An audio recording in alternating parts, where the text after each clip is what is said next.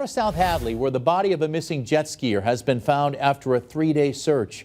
Western Mass News reporter Olivia Hickey joins us live in studio with the very latest. Olivia. Chris, we learned today the jet skier has been identified as 51-year-old Carlos Lopez of Springfield. This photo of him was provided to Western Mass News by his family. State police tell Western Mass News that his body was recovered around 1 o'clock this afternoon, 15 feet below the surface in the Connecticut River, as the search for him entered a third day. According to police, Lopez was involved in an accident between the jet ski he was riding and a boat on the Connecticut River in East Hampton Sunday night around 7 o'clock.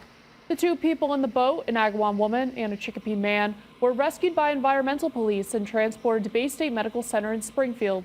Crews from multiple police and fire departments had been part of the search for Lopez's body, which was found close to the crash site. His body is currently under the custody of the Chief Medical Examiner's office. I spoke with the family earlier today, and they tell me that they are heartbroken. The crash remains under investigation by the Northwestern DA's office and state police. We will continue to bring you the latest details on air, online, and on our app as they become available. Reporting live, Olivia Hickey for Western Mass News.